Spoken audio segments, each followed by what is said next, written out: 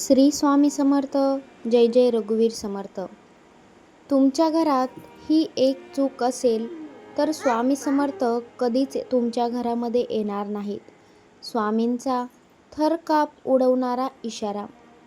नमस्कार मैत्रिणींनो, श्री स्वामी समर्थ. जय जय रघुवीर समर्थ.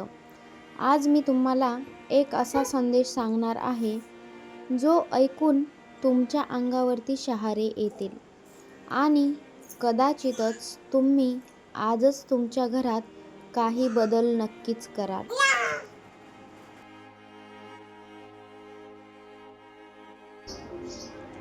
कारण हा साधा संदेश नाही, हा आहे स्वामी समर्थांचा इशारा. तुमच्या घरात खरंच एक चूक असेल तर श्री स्वामी समर्थ कधीच त्या घरामध्ये येत नाहीत. हे शब्द हलके अजिबात घेऊ नका, कारण हजारो लोकांनी हा अनुभव घेतलेला आहे.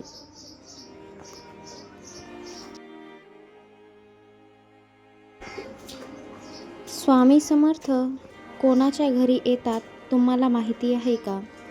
ज्या ठिकाणी जिथे श्रद्धा असते, जिथे शांत वातावरण असते, जिथे देवाचा आदर असतो, जिथे मन स्वच्छ असतं, त्याच ठिकाणी स्वामी समर्थ येतात. स्वामी म्हणतात, मी तिथेच येतो जिथे मन आणि घर दोन्ही पवित्र असतात. पण मैत्रिणींनो, आजकाल बहुतेक घरांमध्ये एक अशी चूक होत आहे जी आपल्याला कळतही नाही आणि त्यामुळं श्री स्वामी समर्थ दारातूनच परत जातात.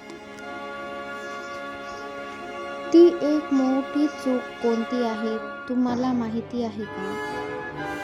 तर घरामध्ये सतत भांडणं होणे, नकारात्मकता आणि अपशब्दांचा वापर होणे, हीच ती चूक आहे ज्या घरामध्ये दररोज वादविवाद होतात, शिवीगाळ होते, एकमेकांचा अपमान होतो, राग, मत्सर आणि द्वेष भरलेला असतो. त्या घरामध्ये श्री स्वामी समर्थ कधीच टिकत नाहीत. श्री स्वामी समर्थ म्हणतात, जिथे शांतता नाही तिथे माझं स्थान नाही. एक खरी घटना मी तुम्हाला सांगते.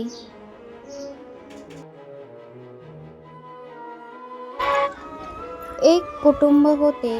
दररोज देवपूजा करत होते, पण त्या घरात सतत भांडणं व्हायची. आई, वडील, भाऊ, बहीण सगळेच वादविवाद घालत होते. एक दिवस त्या घरातील व्यक्तीला स्वप्नामध्ये श्री स्वामी समर्थ दिसले. श्री स्वामी समर्थ म्हणाले, तुम्ही मला रोज बोलावता, पण मी तुमच्या दारातूनच परत जातो. तो माणूस घाबरला. त्याने विचारलं, का स्वामी? स्वामी म्हणाले, तुमच्या घरामध्ये प्रेम नाही, शांतता नाही, मग मी तिथे कसा राहू? हे ऐकून त्याच्या डोळ्यामध्ये खरंच पश्चाताप आणि अश्रू निघाले. स्वामी समर्थांची एकच शिकवण आहे. स्वामी आपल्याला एकच गोष्ट शिकवतात, घर म्हणजे मंदिर आहे. जर घरामध्ये प्रेम असेल, आदर असेल, शांतता असेल तर ते घर मंदिर बनतं. पण जर घरामध्ये राग असेल, अपशब्द, शिवीगाळ असतील, ताणतणाव असेल तर ते घर नरक बनतं. तर यासाठी काय करावे आणि यावरती उपाय काय आहे?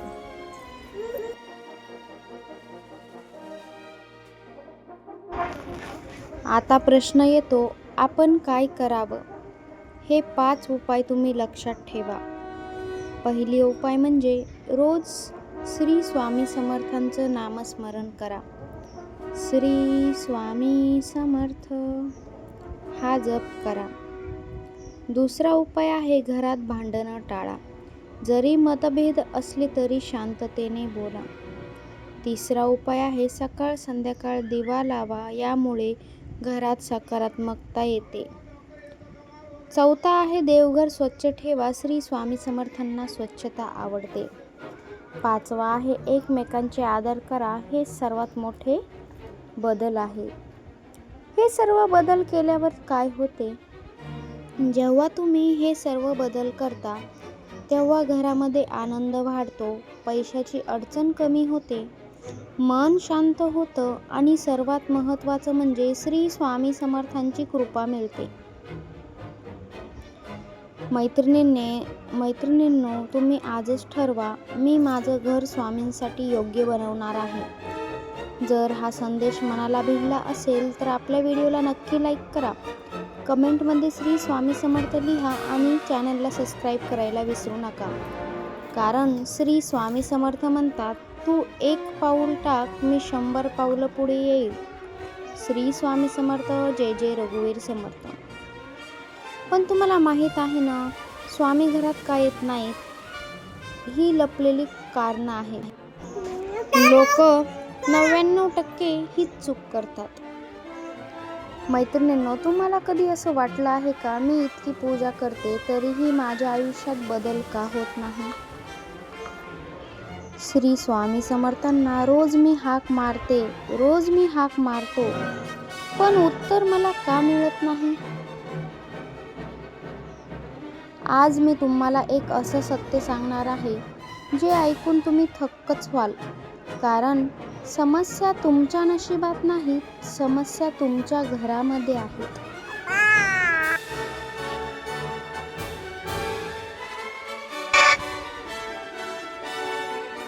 लोकांची मोठी चूक कोणती? आजकाल लोक काय करतात? मोठी पूजा करतात, महागड्या वस्तू देवाला अर्पण करतात, मंदिरामध्ये सुद्धा जातात, पण एक गोष्ट ते विसरतात की स्वामी भावना पाहतात, दिखावा अजिबात पाहत नाहीत. तुम्ही कितीही मोठी पूजा केली, पण जर मनात चुकीच्या गोष्टी असतील तर पूजा करण्याचा काहीच फायदा होत नाही. तर चला मग मैत्रिणींनो, ती लपलेली चूक कोणती आहे? आता लक्ष देऊन ऐका. ती चूक आहे घरात असलेली नकारात्मक ऊर्जा आणि अस्वच्छता. हो, ही गोष्ट खूप लहान वाटते, पण श्री स्वामी समर्थांच्या दृष्टीने खूपच मोठी आहे. ज्या घरामध्ये सतत कचरा साचलेला असतो, वस्तू विखुरलेल्या असतात, देवघर दुर्लक्षित म्हणजेच अस्वच्छ असतं आणि अंधार आणि घाण असते, त्या घरामध्ये सकारात्मक ऊर्जा राहतच नाही. आणि जिथे सकारात्मक ऊर्जा नाही त्या ठिकाणी स्वामी समर्थ कसे येणार? अपेक्षा सुद्धा ठेवू नका.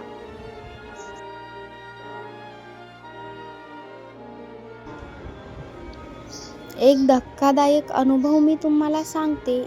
एक व्यक्ती होती, ती रोज श्री स्वामी समर्थांचं नाव घेत होती, पण तिचं आयुष्य बदलत नव्हतं.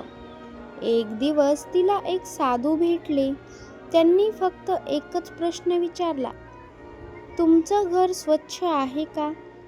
ती म्हणाली, हो, ठीक-ठाक तर आहे.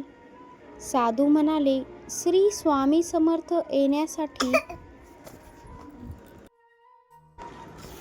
घर ठीक-ठाक नाही, तर पवित्र वातावरण त्यांना लागते. त्या व्यक्तीने घर पूर्ण स्वच्छ केलं, देवघर नीट केलं, दिवा लावायला सुरुवात केली आणि काही दिवसातच तिच्या आयुष्यामध्ये चमत्कारिक बदलसुद्धा झाले. त्या ठिकाणी स्वामी समर्थ स्वतः आले आणि आशीर्वाद देऊन गेले. स्वामी समर्थांचा खरा संदेश हा आहे की श्री स्वामी समर्थ आपल्याला काय सांगतात? मी प्रकाश आहे, मी पवित्रता आहे. म्हणूनच स्वच्छता म्हणजेच सेवा, शिस्त म्हणजेच भक्ती, सकारात्मकता म्हणजेच पूजा. आणि लक्षात ठेवा, तुमचं घर कसं आहे त्यावरच तुमचं भविष्य सुद्धा ठरतं. त्यामुळे तुम्हाला एक मी शक्तिशाली उपाय सांगते. जर तुम्हाला श्री स्वामी समर्थांची कृपा हवी असेल तर तुम्ही हे 7 नियम नक्कीच पाळा. रोज घर साफ ठेवा. देवघरामध्ये कधीही धूळ साचू देऊ नका. सकाळी सूर्यप्रकाश घरात येऊ द्या. दररोज उदबत्ती, अगरबत्ती लावा. तुटलेल्या वस्तू घरात ठेवू नका. नकारात्मक बोलणं घरामध्ये टाळा. वादविवाद घालू नका. शिवीगाळ अजिबात करू नका. आणि हो, श्री स्वामी समर्थ हा जप 108 वेळा नक्कीच करा. शक्य नसेल तर 11 वेळेस सुद्धा तुम्ही करू शकतात. हा जप केल्याने परिणाम काय दिसून येईल तर हे बदल केल्यावर तुमच्या घरामध्ये शांतता येईल. तुमचं मन अधिक प्रसन्न होईल. अडचणी कमी होतील आणि हळूहळू श्री स्वामी समर्थांची उपस्थिती तुम्हाला जाणवायला सुरुवात होईल. आजपासूनच एकच ठरवा, मी माझं घर श्री स्वामी समर्थांसाठी तयार करणार आहे. जर तुम्हाला स्वामींची कृपा खरंच हवी असेल तर आपल्या व्हिडिओला हाईप करा आणि महत्त्वाचं चॅनलच्या जॉईन बटनावरती क्लिक करून एक छोटासा सपोर्ट नक्कीच करा. श्री स्वामी समर्थ. श्री स्वामी समर्थ मैत्रिणींनो, तुम्ही जर कर्जमुक्ती आणि धनप्राप्तीसाठी तुमच्यासाठी एक विशेष मार्गदर्शन आहे. मैत्रिणींनो आणि दादांनो, आज अनेक लोक कर्जबाजारीपणा आणि आर्थिक अडचणींनी त्रस्त आहेत.